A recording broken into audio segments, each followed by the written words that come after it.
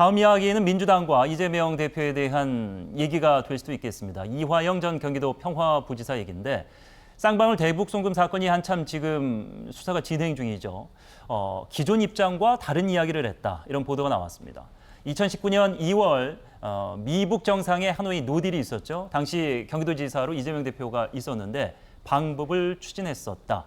그러니까 방북을 추진한 과정에서 그걸 성사시키기 위해서 로비가 있었다라는 취지로 해석이 될 수 있는데 이거 다 민주당과 이제 이재명 대표는 아니라고 얘기하고 있는 부분이죠. 그렇습니다. 뭐 이제 북한과의 관계 개선을 위해서 어떤 정당도 나름의 노력과 역할을 할 수 있다. 그 과정에서 상당 부분은 아마 국가정보원과 나름대로 대화를 또 진행하면서 갈 수밖에 없다. 그게 법적인 규제가 있기 때문에 그렇습니다. 그런데 지금 이제 검찰이 판단하는 것은 이재명 경기도지사 체제 하에서 이재명 경기도와 쌍방울이라고 하는 어떤 특정한 회사와 북한이라고 하는 이 3자가 서로 어떤 대화를 주고받았는지 알 수 없지만 구체적으로 알 수 없지만 돈 거래가 오갔고 그 돈 거래의 이면에서 독점적인 어떤 사업권 이해관계가 얽혀 있고 그리고 그거를 성사 혹은 그 과정과 절차를 팔로잉하면서 정치적인 이득을 얻으려고 했던 어떤 특정 세력이 존재했다라고 하는 이런 그림을 검찰이 그려놓고 접근을 해왔고 이 사건은 그러면 결과적으로 이재명 당시 경기도지사가 제3자 뇌물죄가 형성될 수 있다라고 판단을 해서 계속 수사를 진행해 왔는데 근데 어떤 벽에 부딪혔던 이유 중에 하나는 이 사건의 핵심이라고 하는 당시 경기도의 평화부지사를 지냈던 이화영 전 의원, 이화영 전 부지사죠.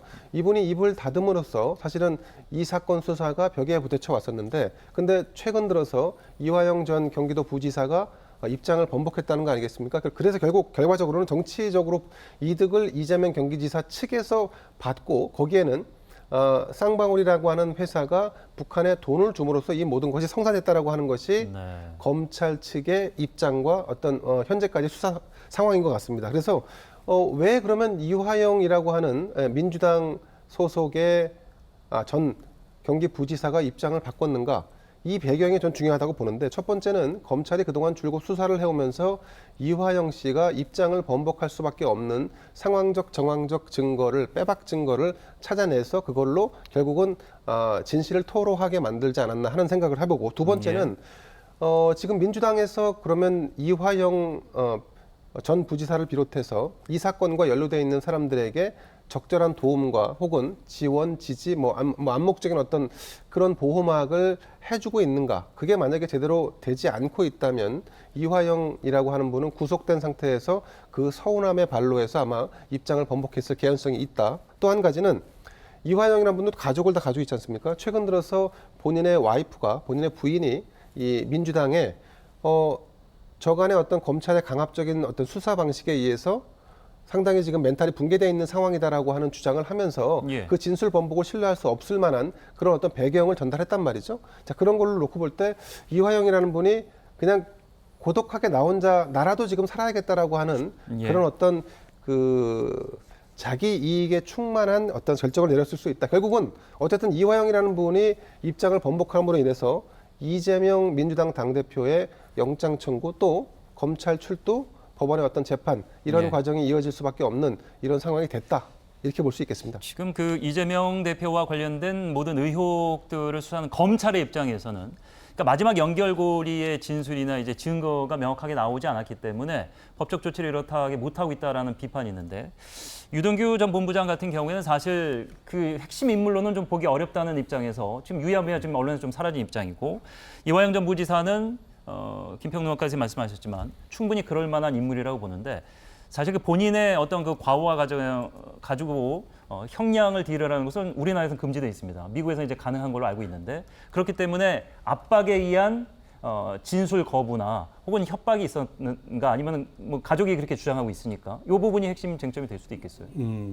저는 지금 이 논란의 핵심이 이화영 전 부지사가 또는 이재명 대표가 법적 투쟁을 할 문제인가 좀 그런 점에 있어서 저는 오히려 그 검찰이 요구가 있다면 저는 증인으로 이화영 부지사가 나서서 공개적으로 얘기할 필요가 있다고 봅니다. 본인이 근데 거절했다고 알려지고 그러니까요. 있습니다. 왜 거절했는지 저는 그 부분이 오히려 더 논란을 자초한다. 우리가 역사의 교훈을 배워야 돼요. 20년 전에 대북 송금 특검이 있었습니다. 북한과 대화하지 말라는 거 아니에요. 북한과 만나고 대화하고 그거는 정책의 영역입니다.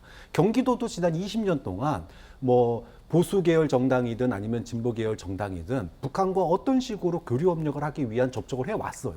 이제 문제는 그 접촉 과정에서 승인받지 못하거나 또는 부적절한 절차를 통해서 거래를 하거나 이런 경우에는 문제가 될 수 있다라는 게 지난 2003년 대북송금 특검의 교훈입니다. 네. 그래서 당시 관련자들이 법적으로 유죄 판결을 받은 거예요. 예. 그러면 이화영 부지사가 평화부지사입니다. 평화부지사 말 그대로 북한과의 이 대북 정책, 그러니까 경기도의 대북 협력 정책의 핵심 실무 책임자예요. 예. 그러면 자신의 책임 하에 도지사로부터 정권을 위임받아서 일을 진행을 했을 텐데 예. 거기에 대해서 도민들에게 그리고 국민들에게 어떤 취지로 어떤 사업을 했고 당시에 어떤 문제점이 있었는지에 대해서 또 어려움이 있었는지에 대해서 답변하지 못한다라면은 저는 평화부지사로서 국민의 세금으로 월급 받은 사람 맞냐 이 부분에 대한 본질적인 질문을 하는 거예요. 그런 점에서